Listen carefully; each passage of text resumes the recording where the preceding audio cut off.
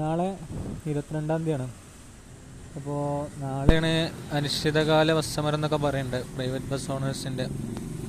അപ്പോൾ ഒരു കാര്യം ശ്രദ്ധിക്കുക. ഒന്നാമത്തെ കാര്യം, ആരാണോ കൺസേൺഡ് ഗവൺമെൻറ്, അവർ രണ്ടു പേർക്കും അനുയോജ്യമായിട്ടുള്ള ഒരു തീരുമാനം ചർച്ചയിൽ എന്ത് ചെയ്യുക, കൊണ്ടുവരിക. അതിനാണല്ലോ നമ്മൾ ചർച്ച സംഘടിപ്പിക്കുന്നത്. രണ്ടാമത്തെ കാര്യം ബസ് ഓണേഴ്സിൻ്റെ കാര്യമാണ്. അവരും ഈ 3 നേരം ഭക്ഷണം കഴിക്കാൻ വേണ്ടിയിട്ട് തന്നെയാണ് വർക്കിനൊക്കെ പോകുന്നത്. അപ്പോൾ അനിശ്ചിതകാല സമരം എന്ന് പറഞ്ഞൊന്നും ആരെയും പേടിപ്പിക്കണ്ട. കാരണം 2-3 ദിവസം ജോബിനൊന്നും പോവാതെ അവിടെ ഇരിക്കുമ്പോൾ ഓട്ടോമാറ്റിക്കലി ഓരോ ബസ്സിൻ്റെ ഓണേഴ്സ് ബസ് നിരത്തിലിറക്കും. അത് ഓട്ടോമാറ്റിക്കലി അങ്ങനെ തന്നെയാണ്. കാരണം എല്ലാവർക്കും വീട്ടിൽ മക്കളും കുട്ടികളൊക്കെ ഉള്ളതാണ്.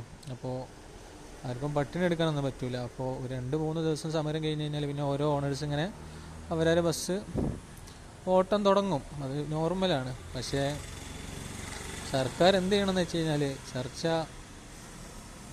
രണ്ട് കൂട്ടർക്കും നല്ല രൂപത്തിൽ എന്ത് ചെയ്യുക, ചർച്ച നടത്തുക. അല്ലാതെ വെറുതെ ഒരു ടേബിളിൻ്റെ അപ്പുറം ഇരുന്നിട്ട് ഇവർ കുറേ പറയും, സർക്കാർ ഇതൊന്നും അംഗീകരിച്ചു കൊടുക്കില്ല. അതുകൊണ്ട് കാര്യമില്ല. പിന്നെ രണ്ടാമത്തെ കാര്യം എന്ന് വെച്ച് കഴിഞ്ഞാൽ അനിശ്ചിതകാലമായിട്ടൊന്നും ആർക്കും സമരം നടത്താൻ പറ്റില്ല. 1-2 ദിവസം സമരം നടത്തും. 3-ാമത്തെ ദിവസം അതായത് കൺസേൺഡ് ബസ്സിൻ്റെ ഓണേഴ്സ് എന്ത് ചെയ്യും, ഓട്ടോമാറ്റിക്കലി ഓട്ടം തുടങ്ങും. കാരണം എന്താണ്, എല്ലാവരും വയറ്റുപഴക്കിന് വേണ്ടിയിട്ട് തന്നെയാണ് ജീവിക്കണത്.